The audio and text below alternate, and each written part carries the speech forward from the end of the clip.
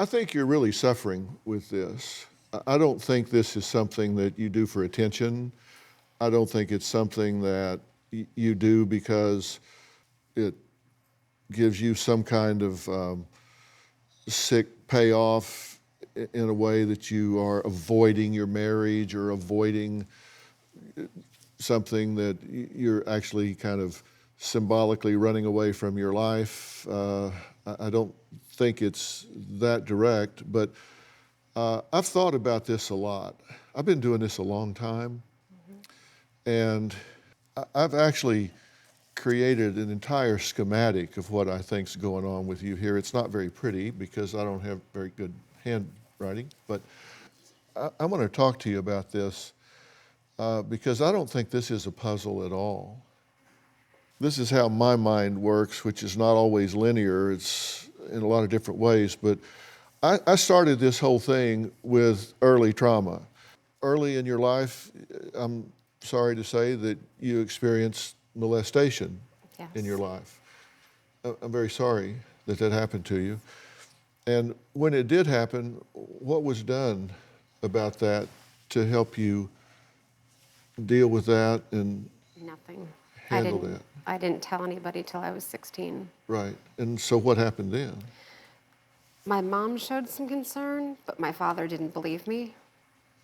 So nothing really happened.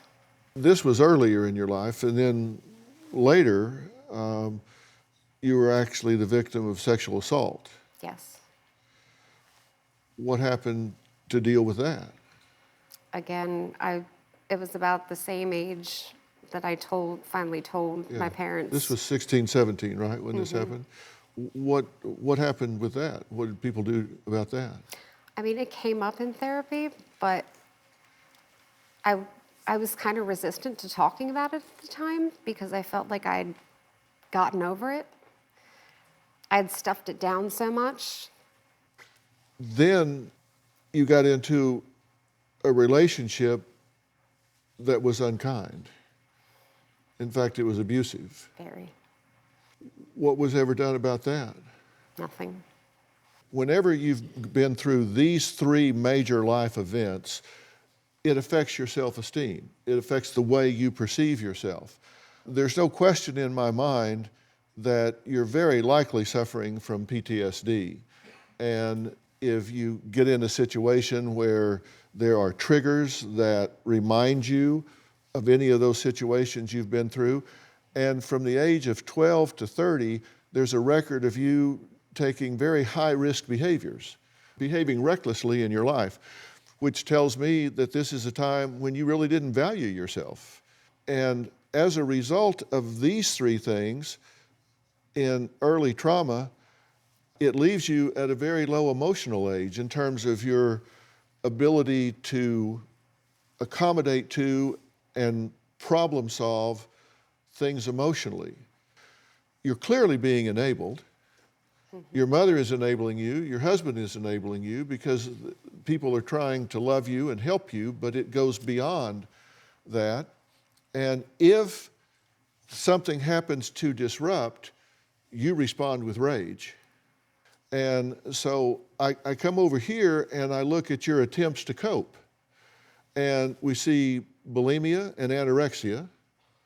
And you say that was very prominent at one point in your life. That's never ended.